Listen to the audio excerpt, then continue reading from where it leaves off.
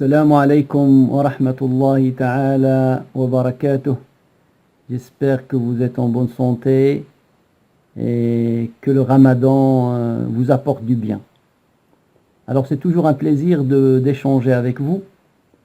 Et j'implore Allah subhanahu wa ta'ala de nous faire profiter pleinement de sa miséricorde, de pardonner nos fautes, nos péchés et de sauver nos âmes de l'enfer. Amin ya Rabbal Alamin. Alors on arrive à la fin du ramadan. Il reste bien sûr quelques jours, mais la fin du ramadan, on sent la fin du ramadan. Et tout le monde espère retrouver son jeûne dans l'au-delà. Un jeûne qui se trouve dans l'au-delà pour intercéder au jeûneur, c'est un jeûne qui est pur. C'est le jeûne qui était purement pour Allah subhanahu wa ta'ala, qui était correctement fait, correctement accompli pendant ce mois béni. Alors, Allah subhanahu wa ta'ala, il est miséricordieux. Il sait bien qu'on fait des fautes. Et que notre jeûne, parfois, il est taché.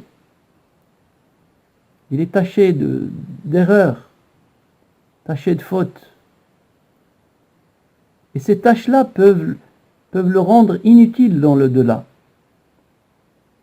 Et c'est pour cela Allah subhanahu wa ta'ala, il nous a permis, à la fin du ramadan, de réparer notre jeûne. Il est généreux et miséricordieux. Et pour réparer son jeûne, il nous a donné cette opportunité de donner la zakat. Et la zakat, c'est pour réparer le jeûne, le rendre pur, le rendre utile dans l'au-delà. Alors aujourd'hui, on va parler de la zakat. Ma hukmuha? Quel est son statut? Wa ala man tajib?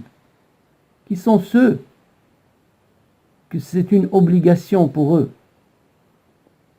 Qui c'est qui doit la sortir?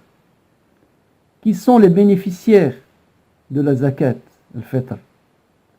Quel est le but de cette zakat? Quel est son effet? Et quel est le temps où il faut la sortir? Et est-il permis de la sortir en espèces? Bien sûr, on va répondre, Inch'Allah, à toutes ces questions-là. Comme je vous le dis souvent, on ne peut pas adorer Dieu tout en étant ignorant de ses recommandations. Il faut avoir un minimum de science.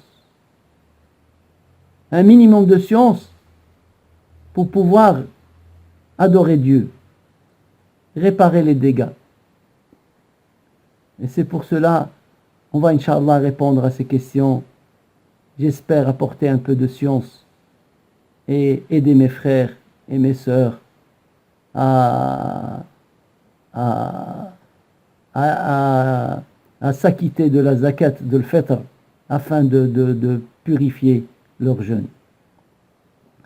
Alors le statut de zakat al-fitr, c'est une obligation pour celui qui possède le minimum nécessaire pour lui, pour sa famille, le jour de l'Eid, c'est-à-dire pendant la journée et la nuit de l'Eid.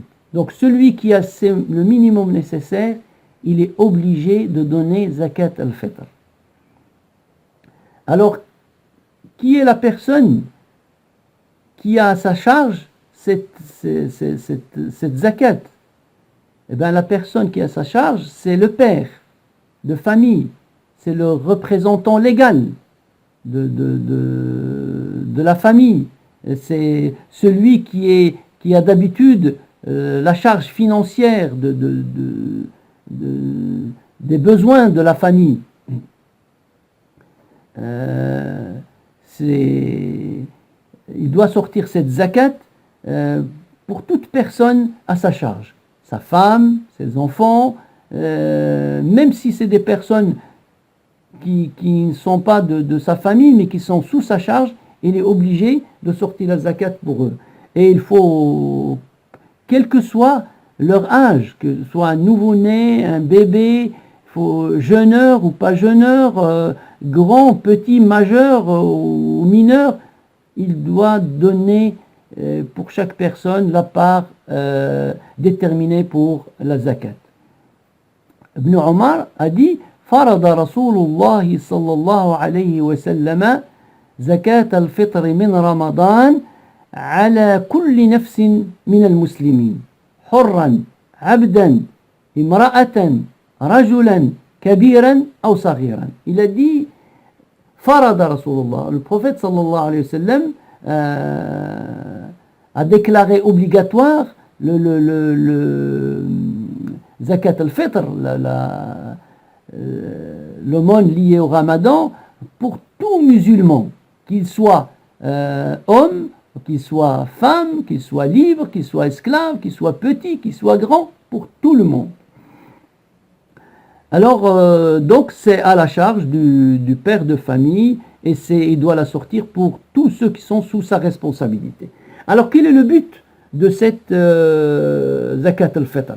Le but, c'est un but social. La zakat al-fitr est doublement bénéfique.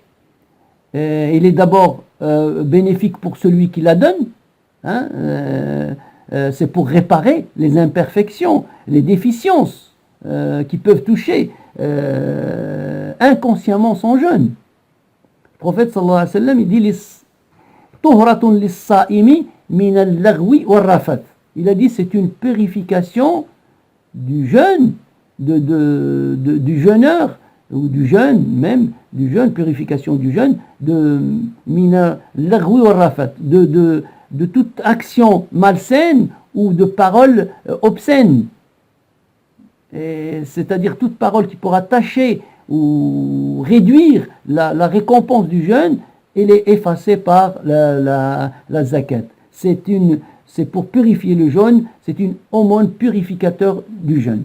Ceci est pour celui qui la donne, pour le donneur, al-muzakki. Alors qu'en est-il pour celui qui la reçoit, le bénéficiaire, celui qui va recevoir la zakat? Le prophète sallallahu alayhi wa sallam, il nous a montré pourquoi la donner. Il a dit Aghnouhum anis su'ali fi dhalika al-yawm. Aghnouhum anis su'al. Il a dit épargnez-les, c'est-à-dire les pauvres. L'humiliation de tondre la main le jour de l'Eid. C'est tout simplement pour que le jour de l'Eid, rendez-les heureux. Imaginons quelqu'un de votre famille, quelqu'un qui est pauvre, qui est proche de vous, et il a jeûné tout le mois de Ramadan avec vous, et là d'un seul coup, le jour de l'Eid, il est malheureux, il n'a pas de quoi se nourrir, il n'a pas de quoi vêtir ses enfants, il est malheureux le jour de l'Eid. C'est-à-dire, mais comme si le prophète sallallahu alayhi wa sallam dit, rendez-les heureux le jour de l'Eid. Le prophète sallallahu alayhi wa sallam, il dit dans un hadith, Tuhratun lis-sa'imi wa tu'matun lil-masakin. Il dit, c'est une purification pour le jeûneur et une nourriture pour les pauvres. Est-ce qu'un pauvre doit la donner?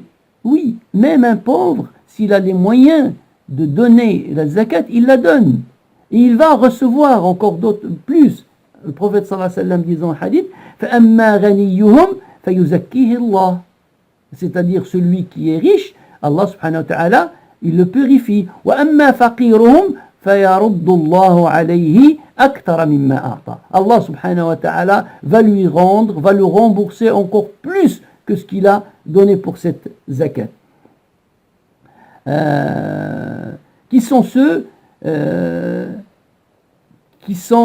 les bénéficiaires? Les bénéficiaires, il n'y a qu'une seule catégorie de personnes qui sont bénéficiaires de zakat al-fitr, c'est les pauvres, les nécessiteux. C'est pas comme zakat al-mal, la fortune, l'aumône de la fortune. C'est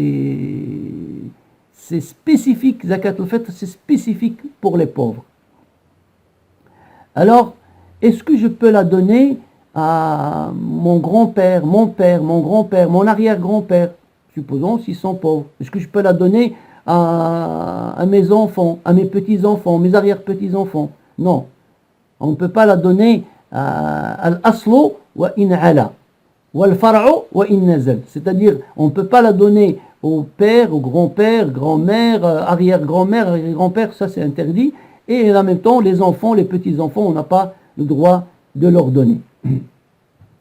Alors, il faut la sortir quand? Bien sûr, il faut la sortir avant la prière de l'Eid.